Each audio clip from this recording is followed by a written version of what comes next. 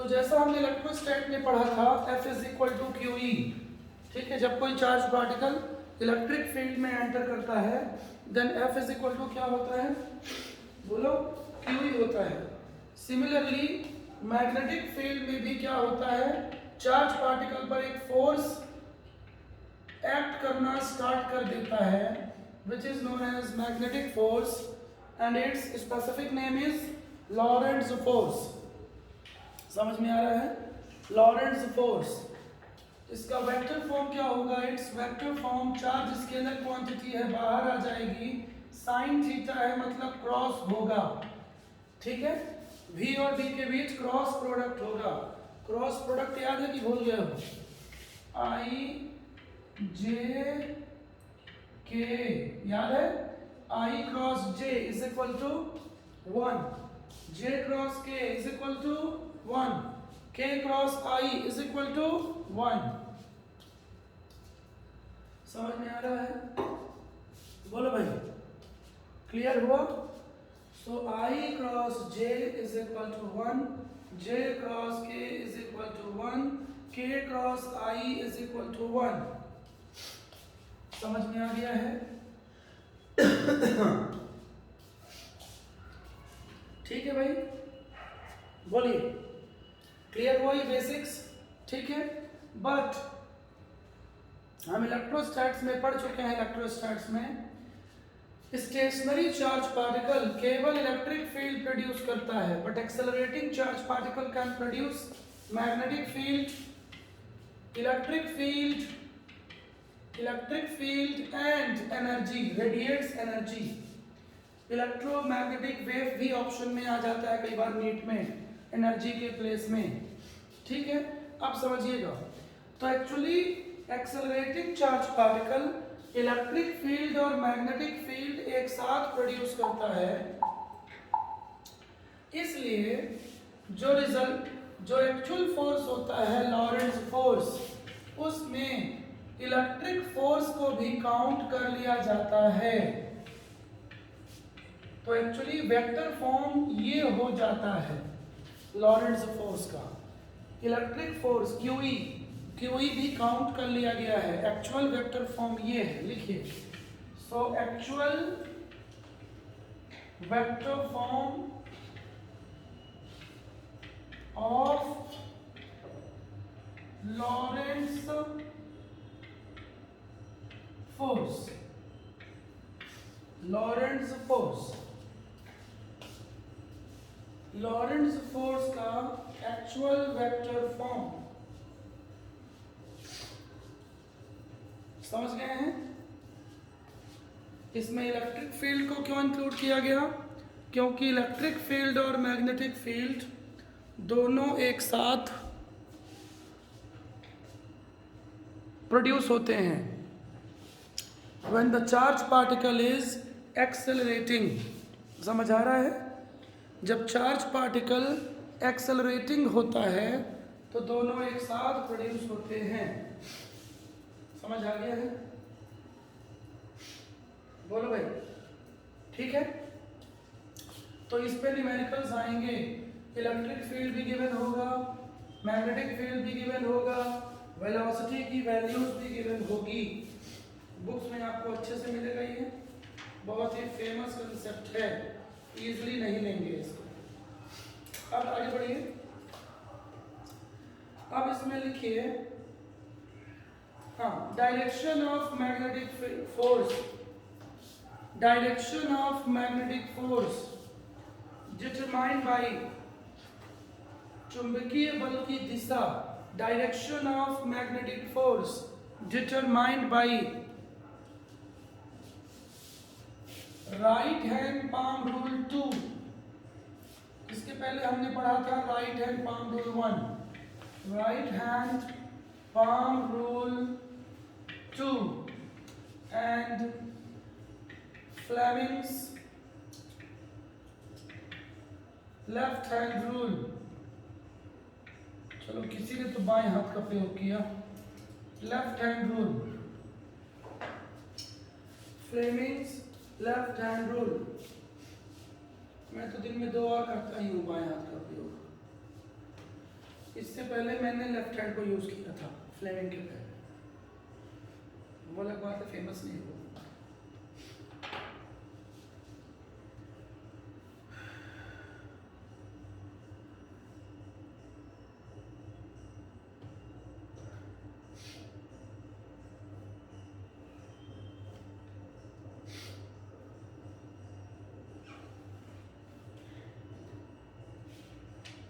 हाँ जी, समझ गए हैं?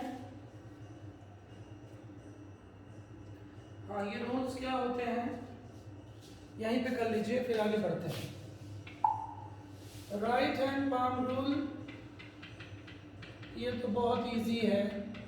जैसा राइट हैंड पाम रूल 1 था, हमने राइट हैंड पाम रूल 1 किसके लिए यूज किया था? To determine direction of magnetic field, याद है? मैग्नेटिक फील्ड की डायरेक्शन को फाइंड करने के लिए, याद है? वैसा ही है, बिल्कुल वैसा ही है। फिगर बनाइए, थंब, इसमें लड़कियां करती है नेल पॉलिश रेड,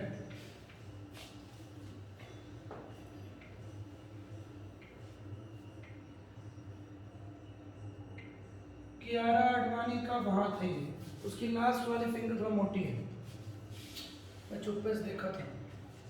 हाँ, हो गया?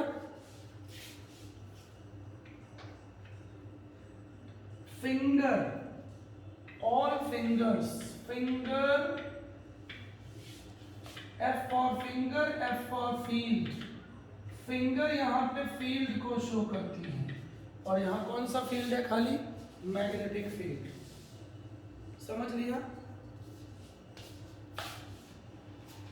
हाँ जी,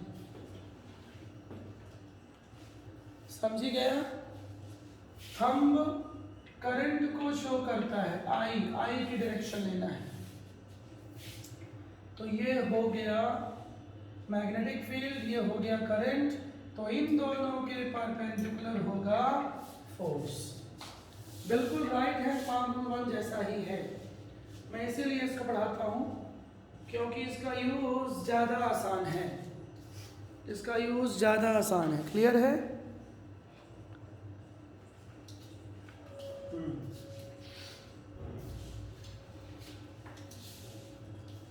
तो फिंगर्स को किधर ले जाना है? मैग्नेटिक फील्ड की ओर। ध्यान रहे, लेफ्ट हैंड का यूज मत कर लेना, उसका यूज सिर्फ दिन में 2 ही बार होता है। ज़्यादा यूज किसका होता है? राइट हैंड का। हाँ, एग्जाम हॉल में लेफ्ट हैंड से आंसर निकालने लगो लेफ्टीज, ठीक है, तो प्रॉब्लम हो जाएगी, आंसर उल्टा आएगा। क्लियर है? हाँ, आगे बढ़िए।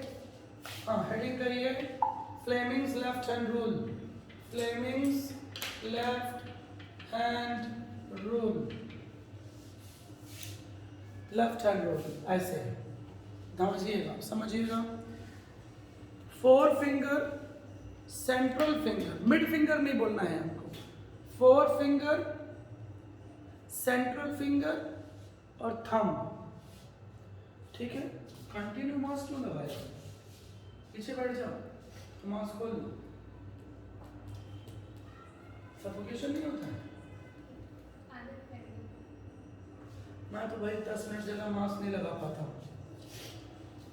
मैं तो देखो नहीं लगाता हूँ, मैं वहीं लगाता हूँ जहाँ भीड़ रहती है, और तुम लोग लगाए हो इसलिए मैं नहीं लगाता हूँ, क्योंकि आप लोग बोलना नहीं है, तो जब बोलोगे नहीं तुम लोग टेंशन नहीं है। चलो, हाँ भाई, तो फ्लेमिंग समझेंगे। 4 फिंगर बोलते हैं इसको, 4 फिंगर, हिंदी में बोलते हैं शायद प्रमस्तिका, मध्यिका, छिंगी, इसका यूज नहीं। हाँ, 4 फिंगर, सेंट्रल फिंगर और ये थंब, और ये क्या है इसके बारे में समझेंगे, ठीक है। तो 4 फिंगर, सेंट्रल फिंगर और थंब, 4 फिंगर शो करती है F फॉर 4। 1 मिनट,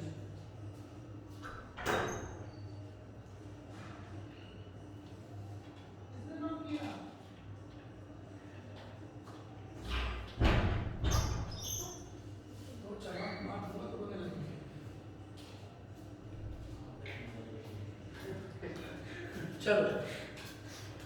हाँ भाई, तो बनाओ फिगर, तीनों आपस में परपेंडिकुलर होना चाहिए। कभी कभी Kiara Advani green nail paint use करती है। 4 फिंगर में रेड यूज करती है शायद। Central finger black. हाँ, तीनों आपस में, अब ये मत बोलना कि 3 ही फिंगर हैं उसके। 3 फिंगर होंगे तो बड़े बड़े काम नहीं हो पाएंगे उससे। अरे 5 होती हैं भाई। ये सबसे बिग प्रॉब्लम सुबह हो जाएगी 3 फिंगर होंगी तो। 2 फिंगर मैंने बनाई नहीं है, समझ आगे। ठीक है, तो 4 फिंगर लिखो, इसका नाम लिखो 4 फिंगर। मैं बचपन में सोचता था कि 4 फिंगर काहे बोलते हैं इसको अंग्रेज लोग। 4 तो नहीं है, ये है तो 1 और दूसरी फिंगर है, फिर इसको 4 फिंगर काहे बोलते हैं, समझे। चुपके से मैं एक लड़के से पूछा अंग्रेजी मीडियम वाले से, तो बोली कहे FORE स्पेलिंग होती है। मैं बोला अच्छा, तो उसको मैं बोले 4 बोलना चाहिए, 4 क्यों बोलते हो। भाग गई थी, बोले पगला है। Central finger C for current, C for, समझे कुछ, C for current, C central, C for current लिख लो, I। ठीक, 4 फिंगर फॉर फील्ड मतलब मैग्नेटिक फील्ड। तो बचा कौन, थंब। ये किसको शो करेगा, फोर्स को। बोलो, आ गया समझ में कि नहीं आया। हाँ, मजा ना आए पैसा वापस। ठीक है, जल्दी करो, इस टॉपिक में क्वेश्चंस बहुत हैं।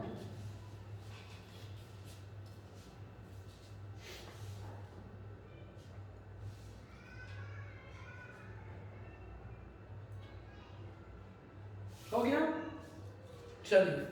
तो थंब, 4 फिंगर, सेंट्रल फिंगर।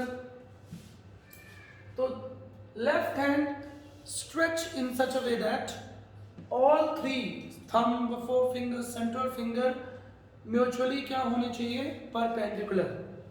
ये लिखना पड़ेगा वहां पे, ये लिखने को आता है तो। 4 finger represent pointed towards magnetic field, central finger pointed towards current, then thumb represent direction of force। तो लिखाने की जरूरत तो नहीं है ना, यहाँ से अंडरस्टूड है। तो सबसे पहले आपको फिंगर को किधर ले जाना है, फील्ड और करंट की ओर, किसी एक की ओर ले जाओ। क्वेश्चन डायग्राम दिया रहेगा, डायग्राम में क्या करो, इन दोनों में से किसी एक को, या तो करंट की ओर ले जाओ इसको, और या तो इसको ले जाओ, तो अपने आप हाथ घूमना शुरू हो जाएगा। मगर ध्यान रहे तीनों आपस में होने चाहिए परफेक्ट। कुछ लोग ऐसे करते हैं, कुछ लोग ऐसे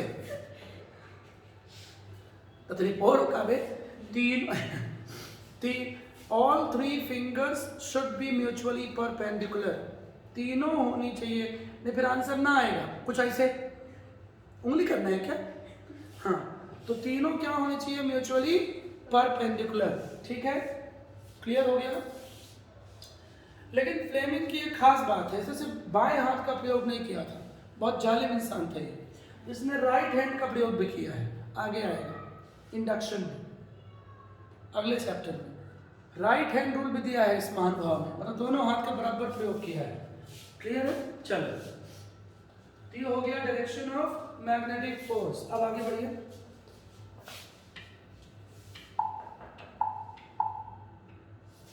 हाँ लिखिए,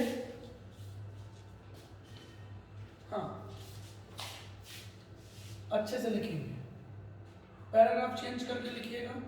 if theta is equal to 90 degree then magnetic force की वैल्यू हो जाएगी मैक्सिमम। हो जाएगी कि नहीं हो जाएगी, क्योंकि साइन की वैल्यू कब होती है, मैक्सिमम 90 डिग्री। इक्वेशन 1, बहुत इंपॉर्टेंट है। मतलब चार्ज पार्टिकल और मैग्नेटिक फील्ड के बीच कितना एंगल है? 90 डिग्री। वेलोसिटी क्यों लिखा हूं? अरे चार्ज पार्टिकल एंटर करेगा तो एंगल किसके बीच लोगे? एंगल लोगे वेलोसिटी और मैग्नेटिक फील्ड के बीच, क्रॉस होने के बीच ना है। समझ में आया? तो परपेंडिकुलर। अब सुनो, मतलब जब परपेंडिकुलर एंटर करेगा तो फोर्स क्या होगा? मैक्सिमम। लेकिन यदि 0 डिग्री पे एंटर करेगा तो फोर्स क्या होगा? 0। तो मतलब एक सभी सी चीज है, आप ध्यान से सुनिएगा। यदि चार्ज पार्टिकल मैग्नेटिक फील्ड की डायरेक्शन में एंटर करता है तब उस पर कोई फोर्स काम नहीं करेगा। ये बात मैं लिखा दूंगा, ठीक है? अब समझिएगा, लिखिए। When charge particle enter into the magnetic field, when charge particle enter into the magnetic field, लिख लिया into the perpendicular में, ठीक है? हो गया, लिख लो, ब्रैकेट में कर लो। Perpendicular, normal to the magnetic field. सही लैंग्वेज ये होनी चाहिए थी, normal to the magnetic field.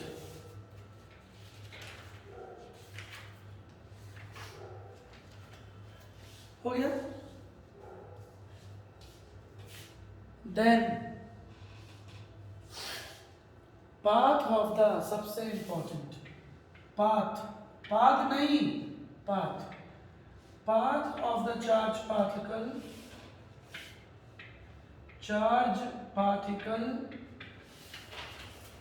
becomes circular. Path of the charge particle becomes circular,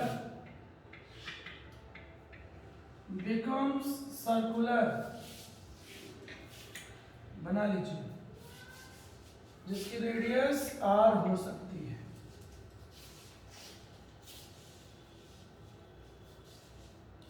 Path of the charge particle becomes circular. Clear हो गया है? सर्कुलर। क्यों हुआ ऐसा? सुन लीजिए। क्योंकि मोशन, वेलोसिटी और मैग्नेटिक फील्ड के बीच एंगल तभी 90 आ सकता है जब उसका पाथ क्या हो? सर्कुलर। क्योंकि सर्कुलर सर्कल में कोई भी लाइन ड्रॉ करोगे तो वो क्या बनाएगी? Angle 90 degree. मैथ्स नहीं पढ़ेगा?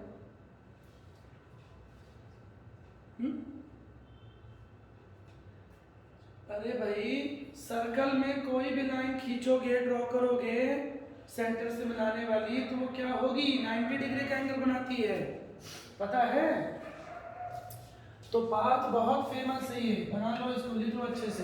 सर्कुलर, फेवरेट है, फेवरेट, हैंड्स, लिख लिया, देखो लिखा दिया, चलो। सो यहाँ पे हैंड्स लिखो। Another force, centripetal force start working on the charge particle. इसलिए वृत्तीय मार्ग है, हिंदी मीडियम में कोई हो तो, सर्कुलर पाथवे है, वृत्तीय मार्ग है, तो अभिकेंद्री या अपकेंद्री, सेंट्रीफ्यूगल और सेंट्रीपिटल फोर्स भी काम करना स्टार्ट कर देगा। सेंट्रीफ्यूगल फोर्स वर्क करना स्टार्ट कर देगा। समझी गया? हे राशि, समझी गया? कोई राशि है? हाँ भाई, हाँ तो बताओ रसोड़े में कौन था? हाँ, तो यहाँ पे अभी तो एक ही फोर्स था, देखो इक्वेशन 1। अब दूसरा फोर्स भी आ गया, कौन सा? सेंट्रीफ्यूगल फोर्स या सेंट्रीफ्यूगल सेंट्रीपिटल, अंदर की ओर लोगे तो सेंट्रीपिटल फोर्स, ठीक है। अब चार्ज को बैलेंस, इसको लिख दो Fm मैग्नेटिक फोर्स, इसको लिख दो Fc। Fm मतलब मैग्नेटिक फोर्स, Fc मतलब सेंट्रीपिटल फोर्स, ठीक है। एट इक्विलिब्रियम, इक्विलिब्रियम मतलब जब चार्ज पार्टिकल हो गया बैलेंस, ठीक है, अदरवाइज मूव नहीं कर पाएगा। दोनों फोर्स इक्वल और अपोजिट नहीं होंगे तो मूव नहीं कर पाएगा सर्कल में। तो Fm is equal to Fc लेना पड़ेगा, इसका मतलब दोनों इक्वल और अपोजिट हैं। समझ गया? पुट कर दीजिए, पुट कर दीजिए इसमें QVB is equal to mv square by r। यहां से एक v कैंसिल, रेडियस का बहुत फेमस फॉर्मूला आएगा mv upon QB, mv upon QB, radius of the circular pathway. जबकि इलेक्ट्रिक फील्ड में, कॉपी के राइट साइड लिखो,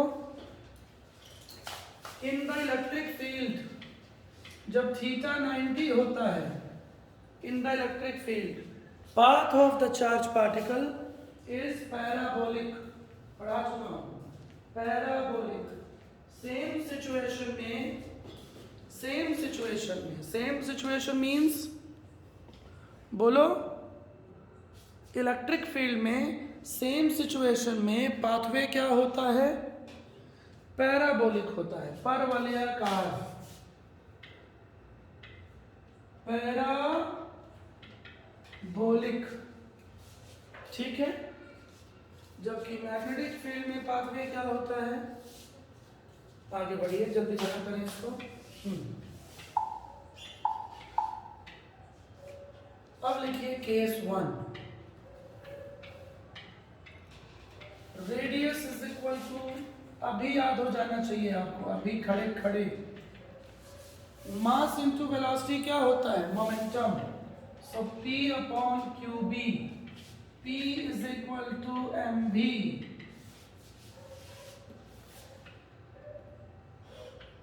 so P is equal to QBR, P is equal to QBR,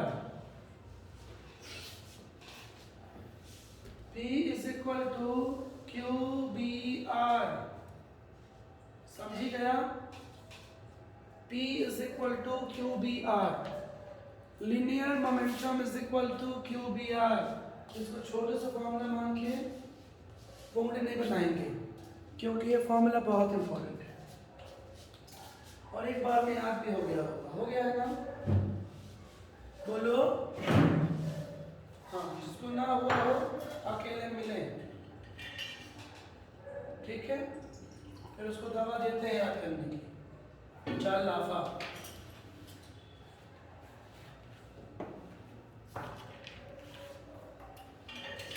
समझी गया?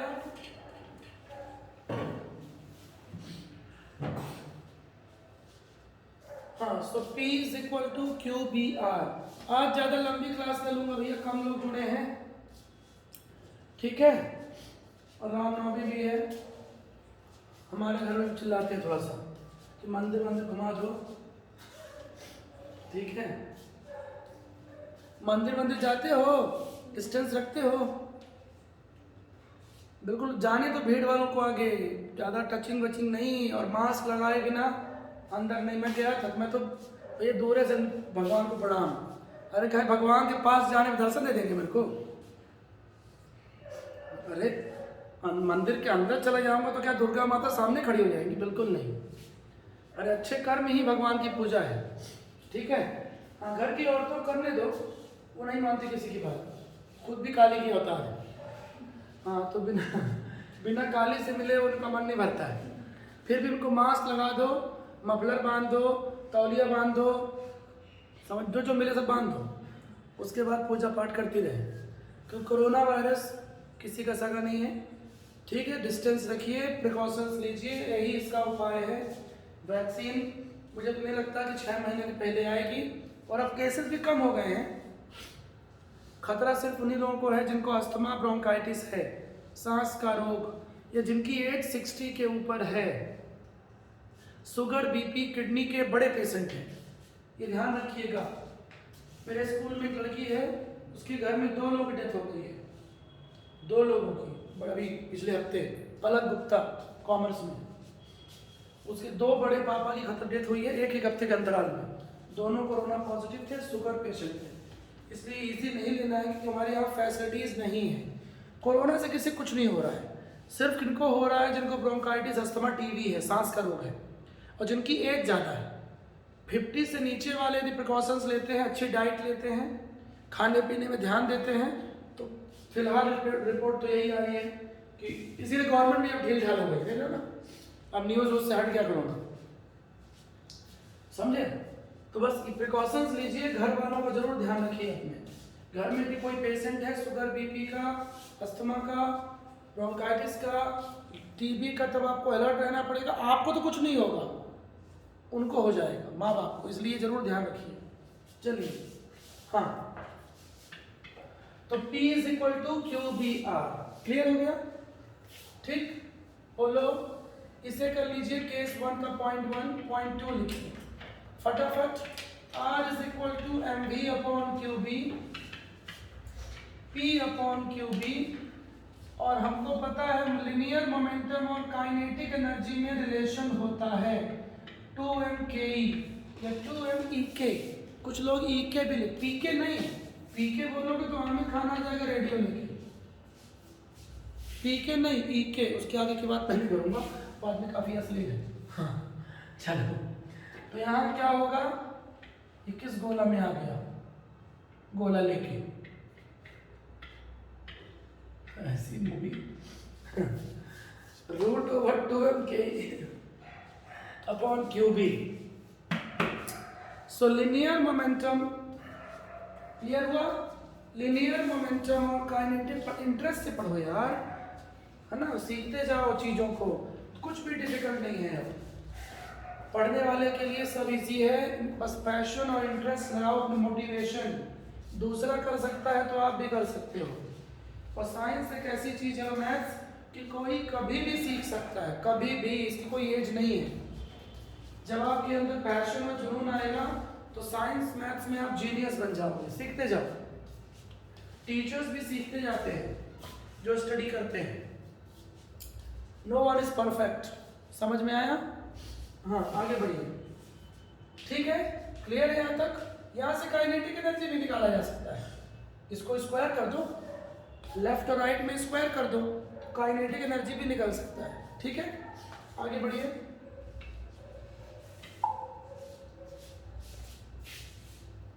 हाँ, चलिए आगे बढ़ते हैं। पॉइंट 3 अब लिखिए, काइनेटिक एनर्जी और पोटेंशियल में रिलेशन होता है K = QV या EV, इलेक्ट्रॉन वोल्ट, EV, ठीक है। सो R = अभी ऊपर आया है 2mKE/QB, न्यूमेरिकल्स कैसे चाहिए, अब मेरे ख्याल से समझ में आ गया होगा। 2mQV/QB,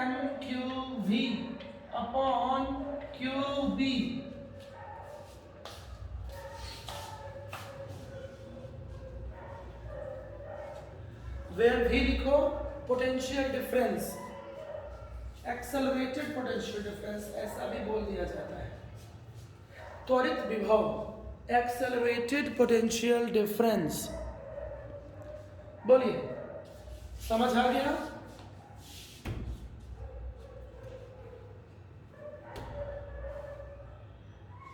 ठीक है,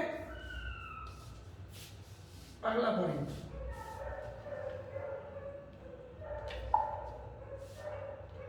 R = P/QB हो गया। सो P = QBR, equation 1। Kinetic energy और मोमेंटम में रिलेशन होता है, 11th में पढ़े हो। सो इसको पुट कर दो, तो काइनेटिक एनर्जी का थोड़ा ज़्यादा इजी फॉर्मूला आ जाएगा। मैंने आपको सारे तरीके से सिखा दिए, Q² B square R square upon 2m, यही आएगा ना? ठीक है। सो इस फॉर्मूले में kinetic energy directly proportional to Q square B square R square but inversely of mass. ध्यान देंगे, कोई सा भी क्वेश्चन आ सकता है, ग्राफ भी आ सकता है। काइनेटिक एनर्जी सही है ना? काइनेटिक एनर्जी और मोमेंटम में क्या रिलेशन होता है? पी स्क्वायर बाय 2m या P is equal to root over 2m के। ये इसी को याद करने का तरीका, P is equal to root over 2m के ई।